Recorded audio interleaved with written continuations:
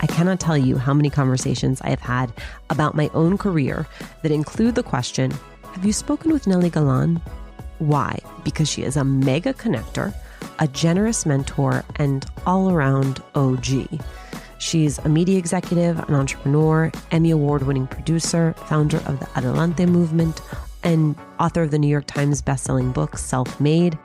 See, it's not just that Nely is, as her book title would suggest, self-made. It's that she has made and remade herself over and over again. And what I take away from her is that very often, on the other side of being stuck is an opportunity to reimagine our lives and ourselves.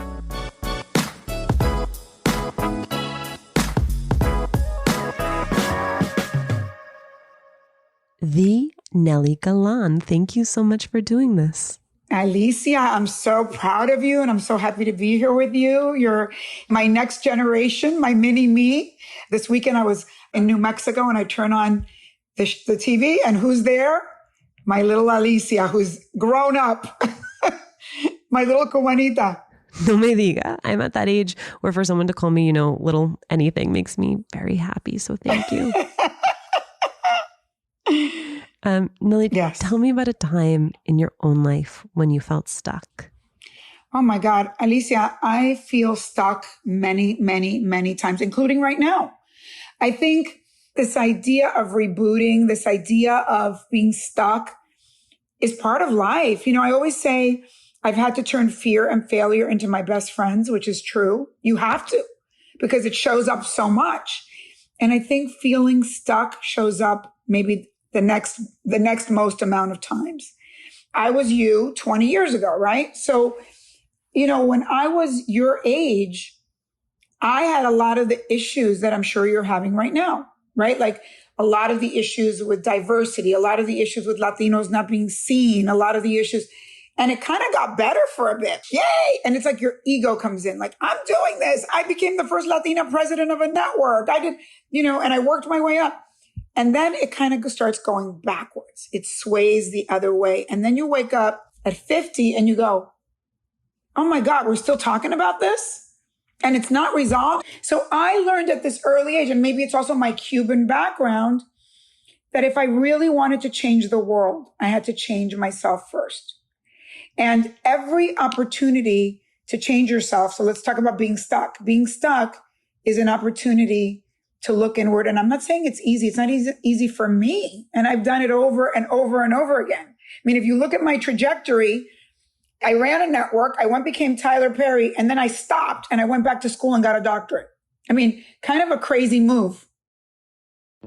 Juleka here, dropping by to let you know that Latina to Latina is sponsored by First Republic Bank.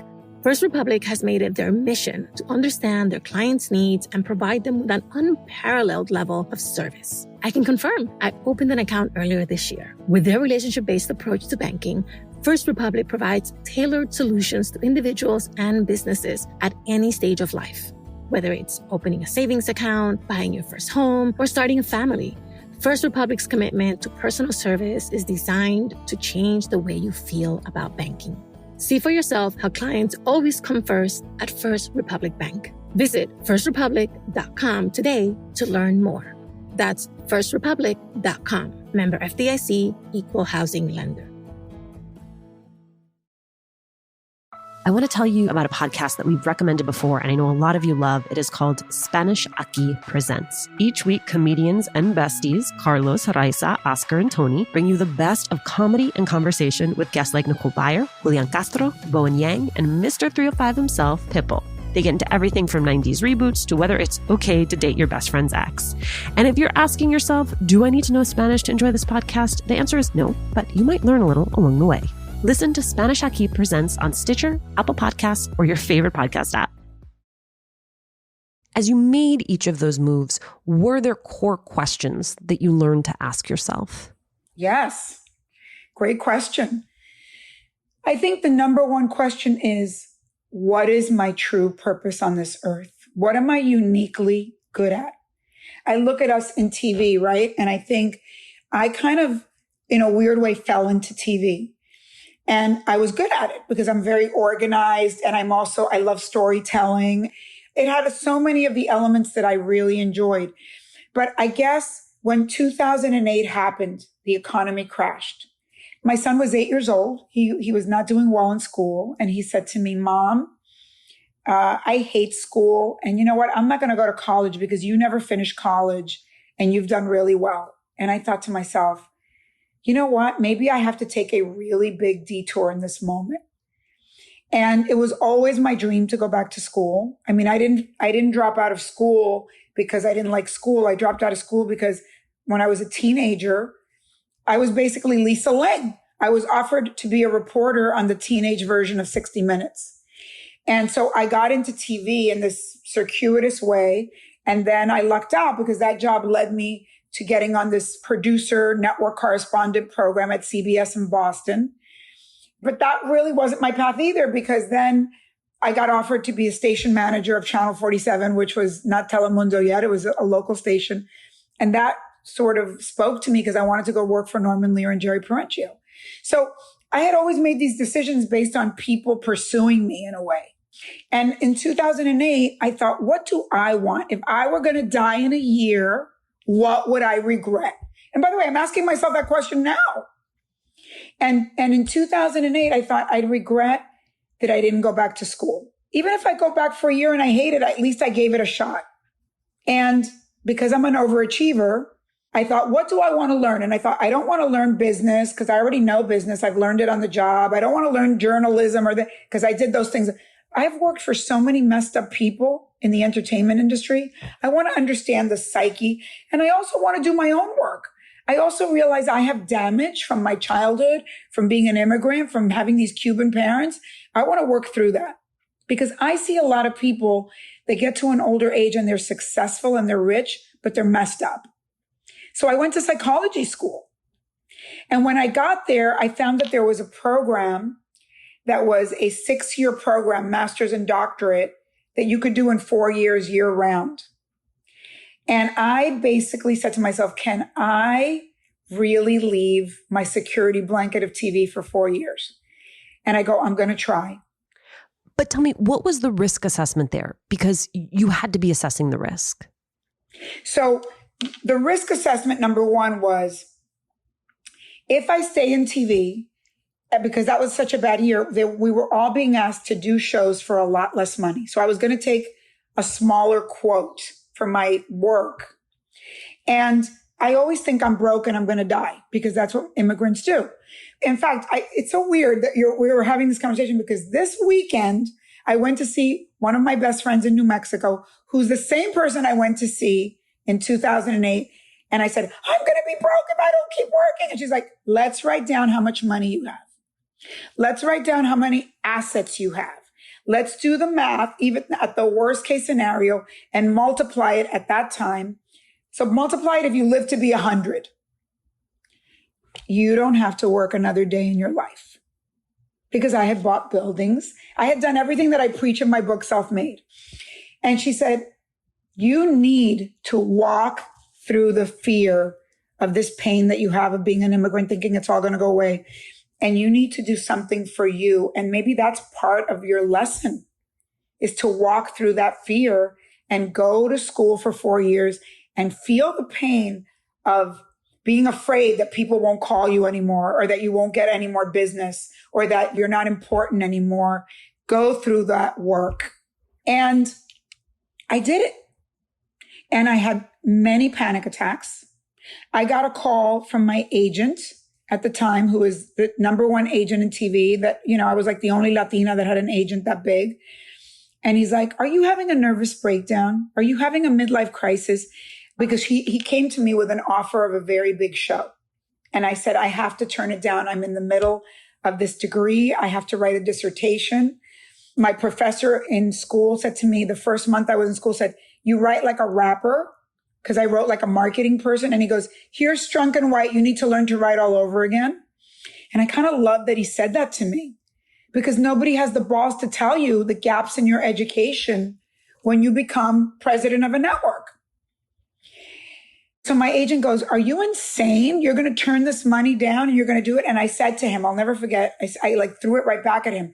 I go, and you're so rich. Do you really need to sell me on doing this crappy show for money? And he goes, oh my God, you're right. And I stayed and I completed. I wrote 97 papers. I wrote a master's thesis and a dissertation. And I figured out what I was supposed to do next. Because what I realized is I peeled the onion of who I was. And I said to myself, is really being a TV producer my goal? Is that really what I'm best at? Is there something I came on this earth to teach others? Is that it? And I thought, no, Mark Burnett is better than me. This one's better than me. That one's better than me. What am I uniquely better than anyone at?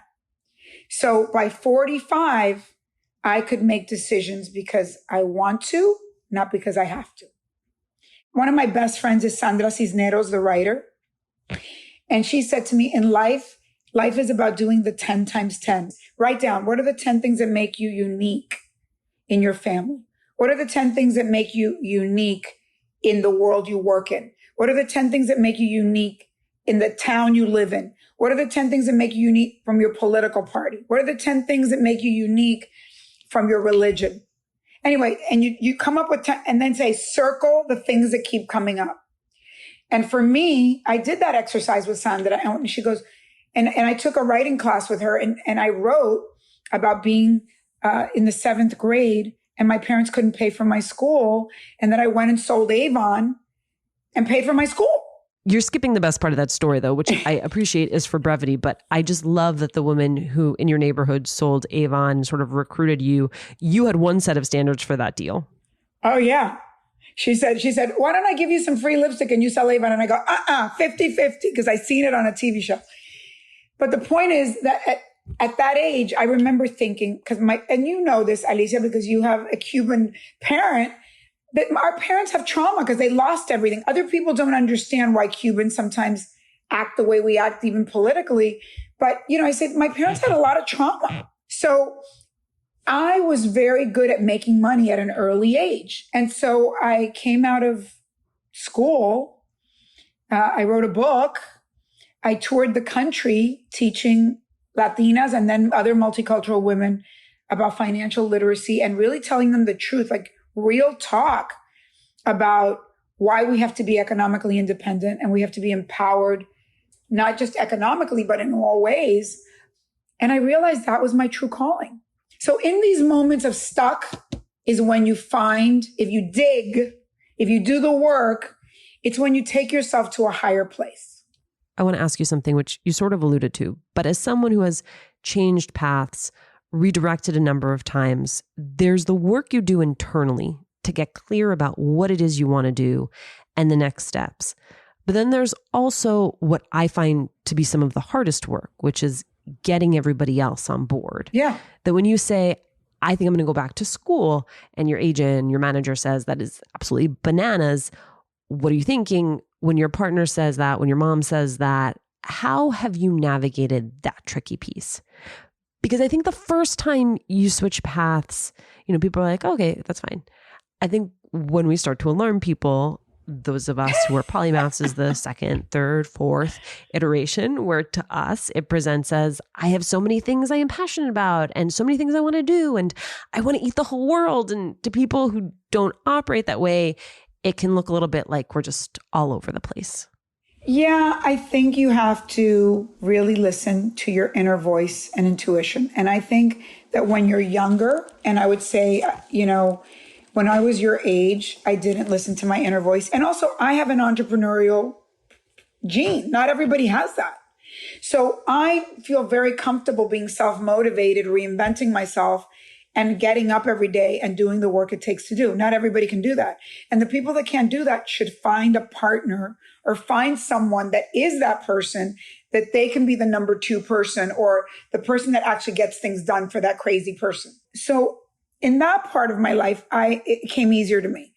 in my personal life, I made really bad choices, like super, super bad. And believe me, I've had to live with those bad choices, because in your personal life, if you marry the wrong person, if you have a kid with the wrong person, those kind of decisions, you kind of are stuck for the rest of your life, because that person's going to be in your life and that kid is going to have trauma from that. So, I would say I wish I had figured that part out sooner, right? But the truth of the matter is that the way that I do it, I'll tell you exactly what I do. I think that I have always had that little voice that says to me, red flag, red flag. We laugh about it in the office. I don't want to tell you all the stories, but I'm like a bruja. Like, I get up in the middle of the night. Obviously, I sleep very well. I sleep 8 hours a night. I wake up and I go, and it's like somebody's telling me this is bad. Okay. And in the past, when I was your age, I didn't act on it because I questioned myself. And now I follow my voice, period. So I think it is cultivating your inner voice and loving it like it's your little child that's there to protect you. Listen, I'm going to tell you a weird thing. I was on the phone this morning with my friend who I've known since grammar school, and she lived in the building that fell in Miami. And she said she had just bought the apartment a year ago. And she said that 6 months ago, she woke up in the middle of the night and said, you've got to leave this apartment. And she said, and I told my mother, I'm going to sell the apartment. And I even told her, I go, are you insane? That's a bad business move. You're going to lose money. She's like, I don't know why, but I'm supposed to leave this apartment. And she called me this morning. She goes, I don't even know what to say. But I think that we all have that ability to tap into our intuition. Mine is very clear because I tell it, tell me what is it? I feel it. Something's wrong. So to answer your question in a very long way, I don't care what the agent says. I don't care what my parents say. I'll listen, but I also know this as a therapist, right? The reason you can't tell people in your life really what you're thinking is because they project their own issues onto you and they're not clean in relation to you.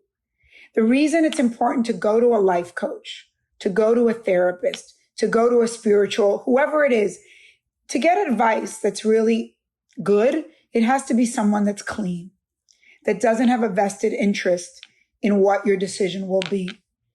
And as much as your parents or your lover or your mate or your friend, they already have an idea about you that may not be the right idea. It's like, when they say there's 3 sides to every story, yours, mine, and the truth. When I was 30, I was on camera and I was doing, at the time E had started, I was covering all the trials for E. And I also was doing all these pilots, network pilots. And I was also I was doing a lot of TV, but I kept getting given a lot of entertainment, movies, which was very fun, by the way, because I go to premieres and I met celebrities and blah, blah, blah. And then I get offered this gig to go launch HBO in Latin America because I also had experience running a TV station. So think of it as Netflix today, but back then it was cable channels. And I remember thinking, what am I going to be when I'm 50? And then Rupert Murdoch called me and said, do you want to launch 7 channels for me? But it's like a full-time thing. And I said, I'll do it if you fund my own company. And I basically got funded to launch a business doing channels. And I had to quit E and all of my on-camera stuff. And it was hard because my ego was torn, right? Between this is more fun. This gives me a lot of access. I get free clothes. I get my makeup done. I'm 30 years old, blah, blah, blah. I go, where am I going to be when I'm 50 over here? And where am I going to be when I'm 50 over here? And I made the right decision for me. Doesn't mean it's right for everybody. My goal was not to be Barbara Walters. If I wanted to be Barbara Walters, then I would have taken a different tack, right? So I made a shift there. And that shift really served me. It really did. I would never have been president of a network. I would have never been Tyler Perry. I would have never been able to take all the money I made at both of those things and turn it into something else. I would have never met the people at the level I met them because I was operating on a much higher plane than if I worked for other people as talent.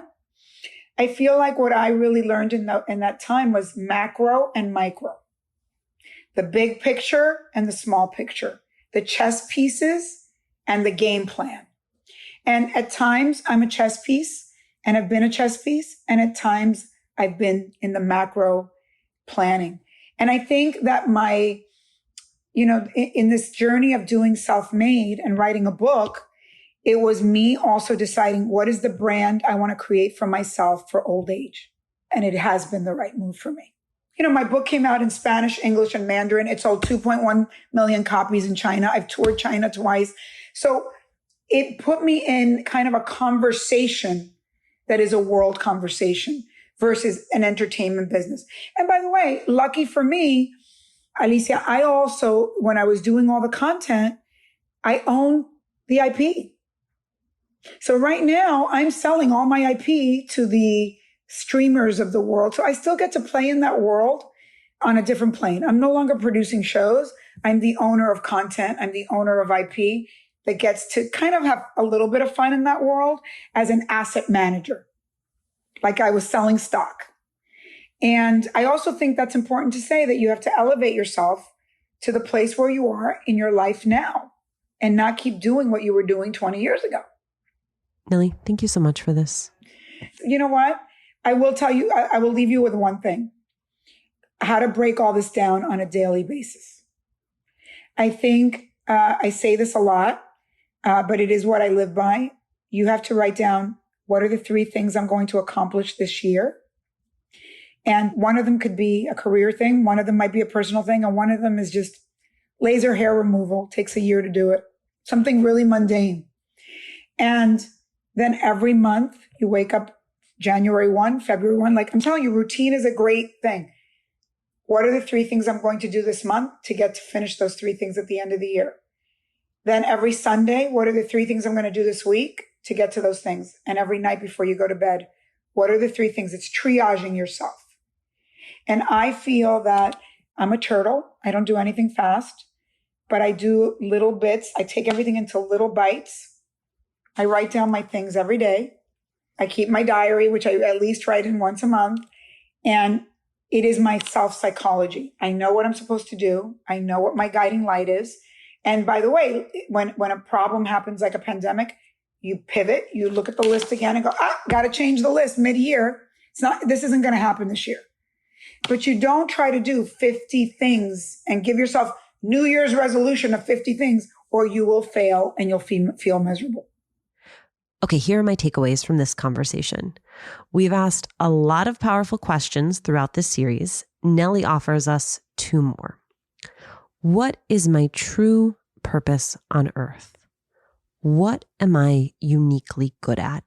And I want to highlight the word uniquely there because I'm going to guess that you are good at a lot of things. And the question is, what can you do the way that you do it in a way that almost no one else can? That, I realize, is not always the easiest question to answer. So one way to answer it, Nely, or maybe I should say Sandra Cisneros' 10 by 10. Find 10 different facets of your life and ask in each of them, what makes you unique? What makes you different from other people who also share that identity? Notice which words keep popping up regardless of the context. In life coaching, there's an exercise where you ask a few people who know you well, what shows up when you enter a room? The words that pop up again and again, that is so much of who you are and what you need to dig into to find the answer to what it is that makes you unique. What is it that is your purpose? Okay, Nely also talks about a diary, writing it all down so that you have perspective. I want to be honest, I am terrible at journaling, but this advice from Nely made me at least want to get back into bullet journaling, since as Steffi Pessoa once told us, hard to journal without trying to impress yourself, guilty as charged. And then when you can talk about the goals, right? Take the goals, the laser hair removal really made me laugh, and then break them down. So take the goal year by year, month by month, week by week, so that the path feels more manageable. I am going to admit here, I kind of winced when I heard this advice because it is halfway through the year and I didn't do this on January 1. And there is a part of my brain, very symmetrical, that wants to wait until January 1 to do this exercise and do it right. But I am going to fight that instinct and I'm going to begin right now, midstream, because why not? I hope you'll join me.